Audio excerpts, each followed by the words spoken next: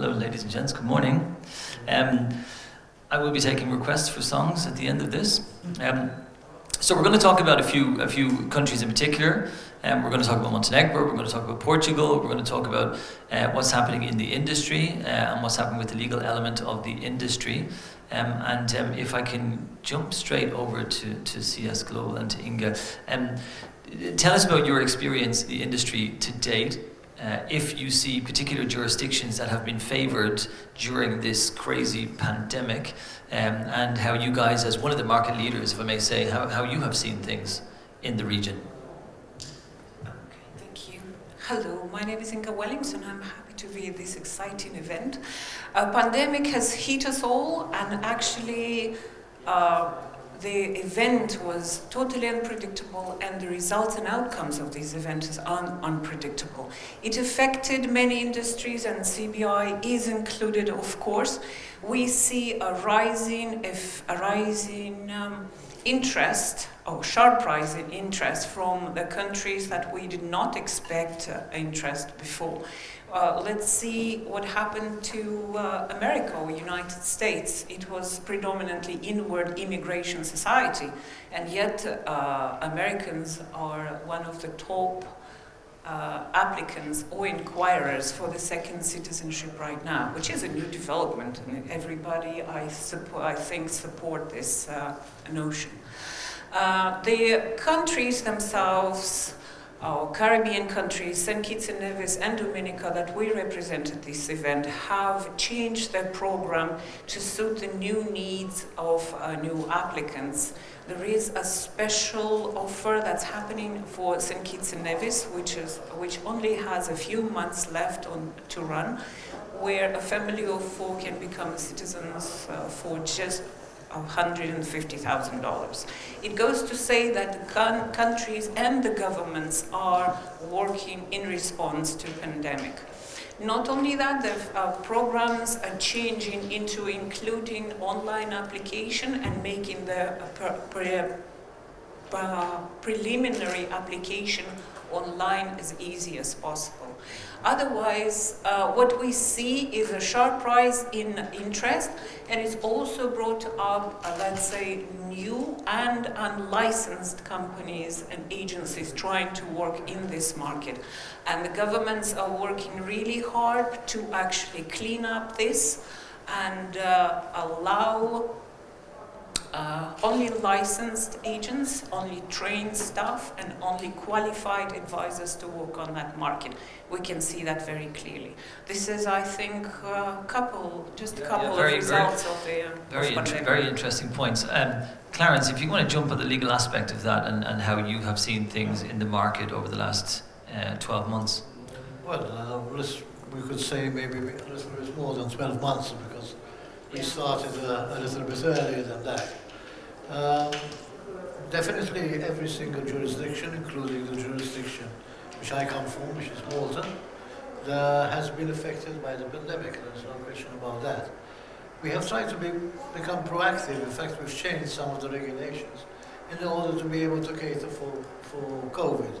In the sense that, for example, in our old residency program, we had to, one of the requirements was, before you actually receive your ultimate residency cards and certificate of residency, was that you'd have to come to Malta to do your biometrics. Yeah. Of course, with COVID, this was a major problem. Yeah. So we actually changed that, and we have issued residency cards and actual residence certificates without the necessity of actually having come to Malta to do the biometrics. Then again, we still have a problem, because we have a problem in a certain sense that a person still has to apply, especially if he's a non-European, has to apply for a Schengen visa. Yeah. And that is where we stall. Yeah. Because once you are allowed, and this applies not only for the three programs which we have in Malta, the Nomad program, because we introduced a new Nomad, the passport program and the residency program, it also applies for applications for work permits, for example. In fact, we have a huge problem in the island that we need labour. Yeah. We need a huge demand of labour, which we cannot satisfied because they have a problem with the Schengen visa. Yep. And so, then again, I managed to get myself a passport, I managed to get myself a residence certificate, but then when I applied for my first Schengen visa for me to come for the first time, I saw. So here we have problems. Yeah, and that's that unfortunately is the industry has tried to facilitate all the applicants, right? So it's potentially become easier within, I guess we've all seen the advertisements from agents talking about, look, you can almost stay at home to get and finish the whole process, which is virtually true. But now, of course, you see with the European programs, and we'll ask Tiago the same question, that you can get your application in, you can get yourself approved, but then when you try and get yourself to Malta or to Portugal, number one, to get an appointment for biometrics, or number two, to physically get over. I mean, we have clients in North Africa saying, listen, I can't get a visa over there. Can you get me a particular type of special visa?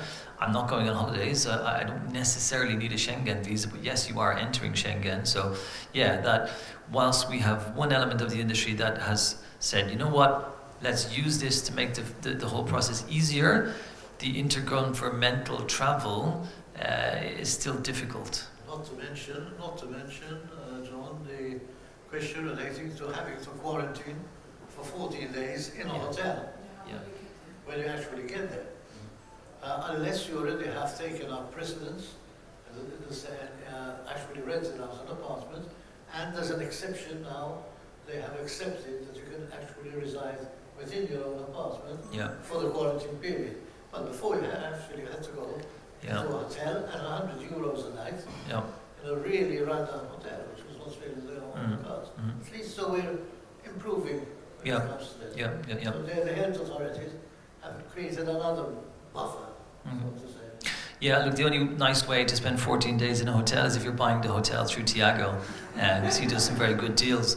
And Tiago, listen, give us an update on Portugal. It's an excellent program. It's seen €7.5 billion-ish in foreign direct investment coming into the country. There's talk potentially about elements of the program closing in January next year.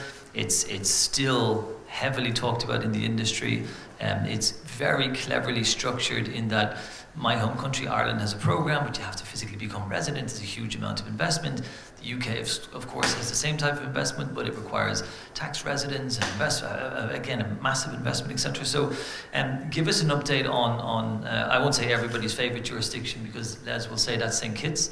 But tell us about Portugal. How's it going? And what changes are afoot? Great. First of all, thank you very much for being present. It's a pleasure to be here. I'm Tiago, partner of PT Golden Visa. It's a pleasure to be here promoting the country and potential investments that all of you can do in our country. I will start first with the COVID. What did COVID affected us as an economy?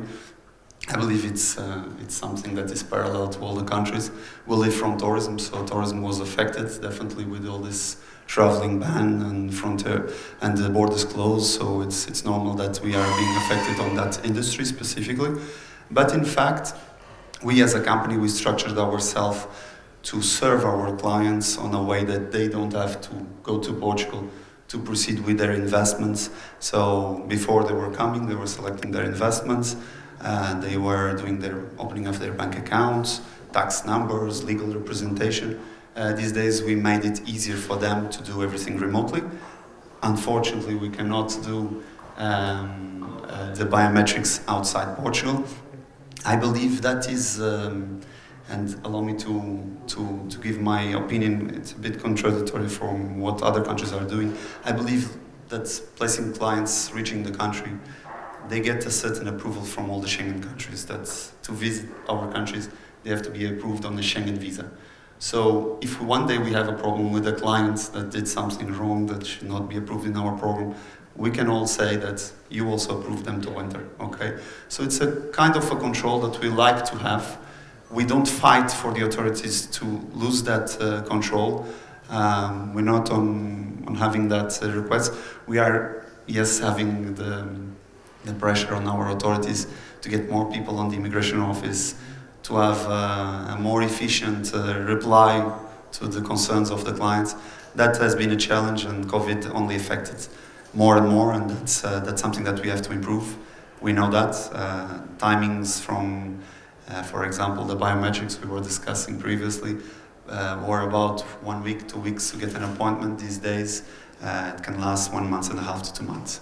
So COVID affected us on the economy, affected us on the speed of the answering on the process, but on the real estate side, on the demand that we generated on our program, I think it even increased. Why? Because I think COVID is a typical example of what can affect people that are looking for a backup plan. They don't want instability in their lives. They don't want to lose their jobs. They always want a secure plan for their future generations and for themselves. So COVID brought us a bit of this to all our lives, and Portugal has a backup plan program in Europe. It even went up on demand, and so in fact COVID didn't affect us on the program by itself too much because the demand even grew. And what is, in your opinion, the most popular route to residency at the moment in terms of investment? It's a good question, John. So we were doing real estate. I would say 90% was real estate. Due to COVID and due to people not being able to reach the country and selecting the properties they wanted, we started seeing more demand also on the investment funds. Okay, so that benefited the people that were structuring funds. Of course, there's a lot of funds qualifying clients for Golden Visa. I believe, and at least in our company, we try to select them very carefully to place our clients in secure investments. And for that, it's very important to understand what is on the back of those funds. But answering your question, John, real estate will always be real estate. People that are more secure on touching in bricks and having a ceiling will always come for real estate. The 3 opportunities that we have in Portugal, starting from 280 and 350 and 500, are still in place. We will discuss most probably lately the changes that will come next year, but real estate are still performing very well. On each of these options, we have good investments to present our clients, but the funds were the ones growing on demand due to the lack of capacity of clients reaching the country. Yeah. And I don't want to say is cheapest best, but do you see more people going into the 280, or are they still looking at the 350 because they want something that's potentially in more towards the city? What do you see currently? I like normally to divide the profile of clients that are coming for 280 and the profile of clients that are coming for 350. Clients reaching our office and requesting, I want to spend the least as possible, the fastest and the cheapest. The fastest, the cheapest, and bring me my money back after 5 years. They are on 280. Yeah. Okay? 280. Again on 280, the same way I mentioned the funds, we have to see what are being promoted in the country for 280 because, again, we, at least in our office, we look a lot about returns on investment, about the security of the investment, about having our credibility in place after 5 years, face to face with the client. We are a Portuguese company, we are in Portugal, and we have to keep what we promised today after 5 years. So that's a concern that we have and that we like to approach clients in this direction. 350, the profile is a little bit different. Is a client that comes to Portugal and wants to see returns on their investment. So they go into the main cities of Portugal, like Lisbon, Porto, and they are worried with what they will get after 5 years, and they are also worried what they get yearly. So Portugal, living from tourism, is very easy to rent the properties to tourists on a daily basis, like typical short rentals. And if they are investing in the main cities where the capacity or the occupancy rate for tourists is higher, the capacity to generate rental income is much higher. So they go Lisbon, the ones that are looking for returns. 3 or 4 years ago, there was a PwC report saying that Lisbon had overtaken Berlin in annual capital gains. that the potential for annual capital gains in property in Lisbon and Porto, it was more so Lisbon, was double figures and mid-teens. I assume those days, I don't want to say those days are gone, but do you still see the potential for capital gains for clients? Because we get questions like this. Can I get a return? Well, what do they want? They want a capital guarantee, they want a return of 1,000,000%, and they want a capital gain every year. So how do you see the market now? Look, we are very straight to the point with our clients, and some like, some don't, and but we stick to our view. We like Frank. Frank is good. Yeah, me too. I like also that. But I would say that capital appreciation, and incredibly as it seems, was 14% on the first 3 months of 2020 in Lisbon. Of course, I'm talking about the main capital. So the demand, as mentioned before, due to foreign investment coming to the country, still went up. So it's not that I'm promising that it will keep on going up, but based on the last 5 years, the capital appreciation was more than 10% every year in the main cities. So we work with data from the past. We don't work with data for the future. When you do start using data from the future? Yeah, of course, there's a lot of things to get if we guess the future. But knowing this, of course, we believe that acting with data and we place clients on investments that are able to generate capital appreciation. If we're, for example, analyzing the price per square meter in the market, if we're checking on the returns they can get through rental income, price per day in a specific property, capacity that they can place in that specific property, we generate financial analysis that is credible and based in facts. And that is when we consider that it's a good time, it's a good property, a good investment to do. It's based in numbers, based in data. We're avoiding all this potential overpricing. I think it's been a massively successful program. My last question, which is also going to be a question I asked Maria, how long is it going to continue? Is the program, we're changing elements of it next year, is it going to continue, do you think? Look, my opinion is that it will continue. We generated more than 7 billion euros to Portugal through a program that started 6 or 7 years ago. We keep on generating a lot of money through this foreign investment that are people that are coming to the country, investing, not spending 7 days per year in average in Portugal, promoting the country. People that normally our clients, when they land in Portugal, it's the first time they're landing in Portugal. So they never heard about the country. And they go out completely amazed about the country. They're going to spread the word. They're going to generate employment. They're going to bring us money investments. So I don't think there's one reason to stop the program. What they did and what the changes will bring is a bit of restructuring on where people are investing their money. Okay? And control the fluctuation in property prices, you think? In the main cities, in the coastal area, yes. So they want a bit of development also in the interior cities, and they're trying with this new rules to bring this investment more on the interior of Portugal also. But let's see. I think there's always a way, and people will end up buying what they feel comfortable. And we are BT Visa is placing themselves with investments that will bring the returns. That's important. Did you find the property for Madonna when she went over to live there during lockdown? Yes, we're doing the property management. I like it. I like it. Thank you, Tiago. Nice one. Montenegro, I'm fascinated by. I've been many times. Beautiful country. Ria, give us an update if you know. Sorry, give us an intro on yourself and tell us about the program and give us an update, please. Yeah, sure. My name is Maria and I'm Pacheco. I'm living in Dubai but represent Montis Mountain Resort. It's approved citizenship by investment program project in Montenegro. So we've been affected, I think, more than anyone because the program is very new. So just before we start and a couple of months later, pandemic happened. And now the program will be on the end of this year in December 2021. So it's been actually created in the very beginning for a short time because it's been only quota for 2,000 applicants. And of course with pandemic it's changed the plans of many things. Same for the developers because it was delayed for many approvals in the project itself, but now everything come up to speed. but the program, yes, will be end of this year. Question, moratorium or fully closed, or what have the government said about the status? Well, as of now, it's will be as per the announcement, as it was take a decision before, so the program will be end on December 2021. However, of course, we all have a good hope in my prolong on my note, but as of now, the program will be end. Okay, so it is still possible for clients to apply?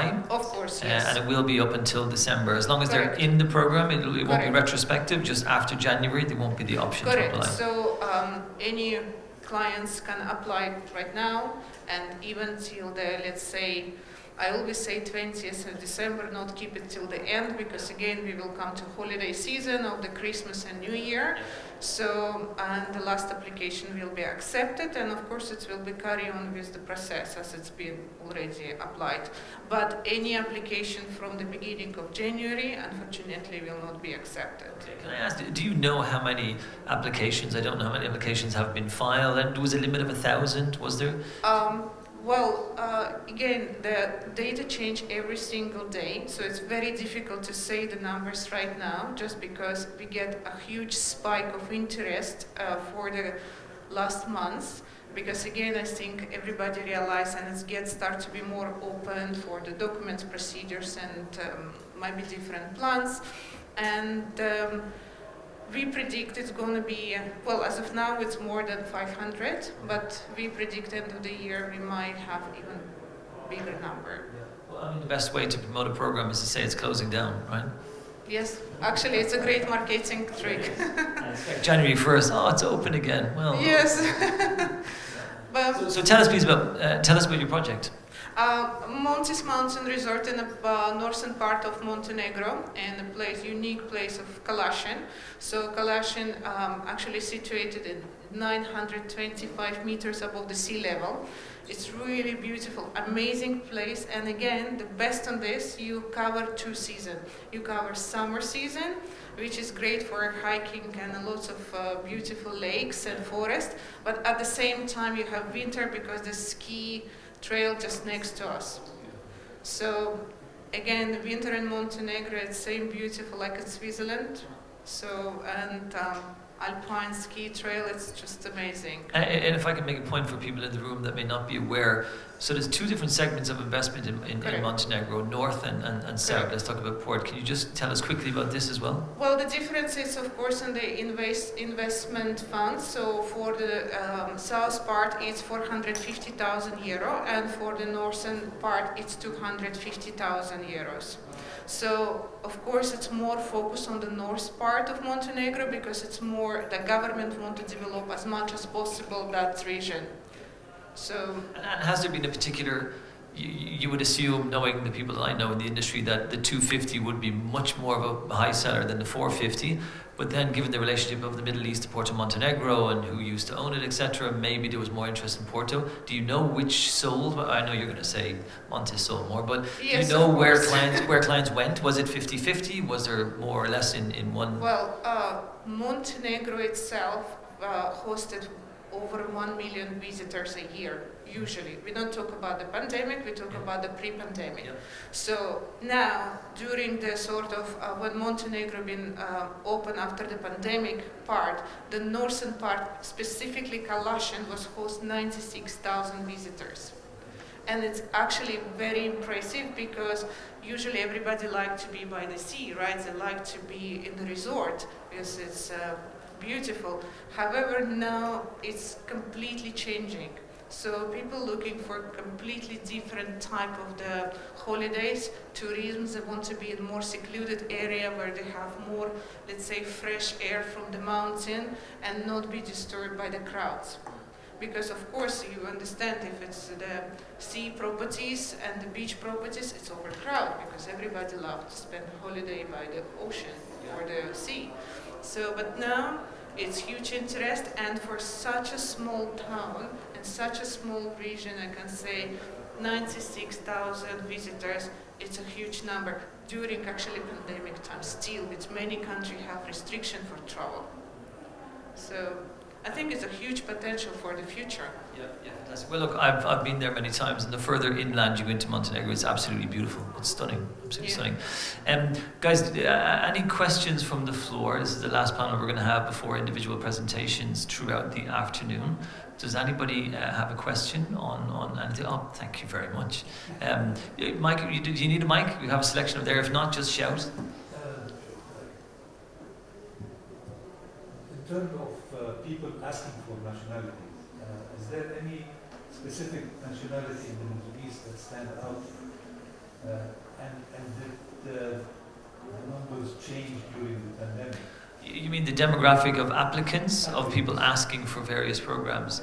Has that changed? I don't know if well, let me see, who's based here, you're based here, you're based here. I can answer that and say, has it? Well, yeah, maybe it has. I think from what I've seen, the wealthier people living here in Dubai that have come from North African countries, let's talk about Nigeria, for example, they did not want to go back to Nigeria and potentially be hospitalized in Nigeria.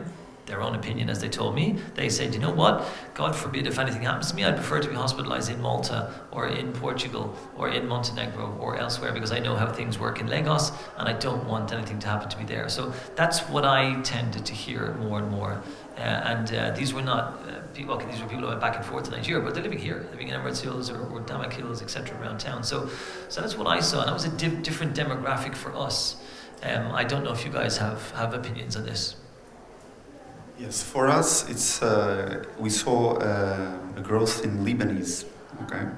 And Lebanese, because of most problem that happens in all the countries that are facing instability, this industry works based on instability, and people are always looking for a safe backup plan, and Lebanese, in fact, unfortunately, they need now. Okay, so we saw in our country a lot of Lebanese coming and requesting our program this year. Okay. Yeah, I think Lebanon, Afghanistan, and South Africa. Whatever you see on the news, they're the guys that are generally going to be making inquiries. Unfortunately, I mean, it's a direct correlation between how crap things are in your home country, and for the business person thinking, right, I need an exit plan here. Maybe I don't need to leave Durban tomorrow, but I don't want to be outside with an AK-47 in my pickup truck defending my business, as many of our clients were. I will just finalize adding one more thing. Incredibly, as it may seem, UK citizens and US citizens. You are, because we don't need to describe the reasons, but for different reasons, but also, again, looking for a backup plan. Yeah. Okay. If I may, in CS Global Partners, we've seen a sharp rise of Indian nationals interested in second citizenship. Before, it was always brewing somewhere there is a backup plan, we need a second plan, but this particular country was a bit slow kicking up in this industry. We have a comfortable life here, we have a good business here, why should we? But right now, this pandemic has made us all realize that how fragile this life is, and we need that backup plan yesterday, not tomorrow. So it had become more of necessity than a luxury. And people who do have this idea, they come to us in droves. And as you said, very much Egyptians and Lebanese, with the countries in turmoil or potential turmoil, these are the nationalities that are applying or inquiring in masses right now. We do see a sharp rise in this business, which is good for us all. In our case, in Malta, we saw a sharp rise in the Libyan market, obviously for two reasons. One, because of the situation in Libya. Second, because of the proximity with Libya. And we have always had a close relationship with Libya at the time of Gaddafi. When there was the embargo, it was the only route out of Libya through Malta at the time. We saw a reduction of Chinese business and business from the Far East during this period, and an increase in South Africa in particular, and in America. In the terms of the Middle East, we've seen an increase from Jordan, and we've seen also an increase from Oman, in our case. and from the United States. Yeah. But then again, for different reasons. I mean, Yeah. there's COVID and there's Trumpitis, and then Yeah. I think if I can add to that, aside from the social unrest, the threat of worldwide taxation on Indians, South Africans, and okay, it exists already for Americans, but that will, you know, if it's not a guy trying to burn down your business, if it's a government saying, well, I don't care where you live as a South African, I'm going to tax you if you live in Ireland or Berlin or wherever. And then the same came out, I remember, was it 8 months ago, or was it last year, when the Indian government announced via a tweet that they're going to tax all NRIs living in Dubai, that they don't care, that's how it's going to work. And they specifically named the UAE in this broadcast. And I think it was like 3 days, or maybe within 2 days later, they had to undo that tweet and go, no, we didn't mean the UAE, we meant we're considering other things, and etc., etc. I'm sure they got a phone call from here and said, you might want to undo that. So the threat of everybody being treated like the American government treat their citizens, you know, you have a threshold of $95,000, and then you still pay 35% tax to the US government, or it's a felony if you don't send in the correct tax returns. You know, that coming into South Africa last year, they say it's trying to combat the South Africans stashing cash in Mauritius and not declaring, etc., but it affected a lot of people over here. And then the same threat to the Indian community. We suddenly in a week had every person from Emirates Hills ringing us going, I'm very patriotic, but I think I need a second passport. I may have to undo the situation I'm in. Anyway, very good question. One more last statement maybe. What we have noticed is countries in the Middle East becoming more, let's say, work independent. We've seen Emiratization here, where the locals are employed, and there is a tendency of Saudization as well. It goes on for quite a few years, where expats are replaced with a local workforce. And this tendency becomes very apparent when, let's say, medical doctors are not allowed to extend their visas past 10 years, and they have to basically leave for home. So a lot of our inquiries we get is from Saudi expats who are finishing their contracts and they do not want to go home, or surprisingly from Saudi nationals as well. This is a new appearance in the market. You mentioned Hong Kong as well. The situation in Hong Kong with China saying, no, that belongs to us. And we would expect a thing with Taiwan kicking up at any time soon, and this is basically the new market for us to explore and new clients to expect. Nothing like a bit of political turmoil. Of course. Yeah, please go. Oh, yes. The fact that the Dubai government has started giving visas, like 10 years golden visa and retirement visa, did that affect the people living here in the Emirates? No, I think it's very positive PR. I mean, okay, let's discuss what the 10-year golden visa is. It's the same as every other visa. If you don't spend more than 6 months here, if you're not here within 6 months, you lose that visa. But the political spin around it was very good, because I had people I've got relatives living in the US, and they wrote back to me and said, I see you're doing 10-year visas now, people can stay there forever, etc. They can't. I mean, I remember when my first client, we were doing corporate taxation work for him, he showed me the visa.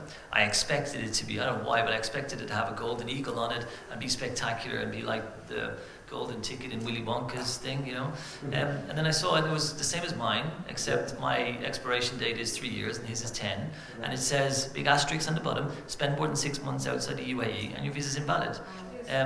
So this I didn't understand. I thought it was such a brilliant opportunity to do. They don't want to offer permanent residency because they have issues with the OECD if they call it permanent residency, so they can't call it permanent residency. That was a grey list, white listing that they went through last year. But has it affected me? I think I promote the UAE as a jurisdiction to come and reside in, as our friends from Panama promote Panama. And for me, it was just another very positive spin to be able to say to high net worth Europeans, say, look, you're getting hammered by tax in Spain, in France, in UK, etc. If you're British, you're no longer even European. So why don't you consider a tax base here rather than a tax base in Monaco, which is going to cost you an awful lot more, or Liechtenstein, or Isle of Man, or Jersey, Guernsey, etc. So yeah, I only saw it as a positive, but I think a better job, I'd be careful, where am I, Abu Dhabi? I think they could have done more with the promotion of it, you know, in my opinion. Okay. Gents, ladies and gents, anything else? Shall we free these people? Very good. Well, I enjoyed that. I don't know about everybody else. I thought that was good. Thank you guys. Thank you panelists. Thank you people for attending. Let's go walk around and buy a load of passports and have a great day. Cheers.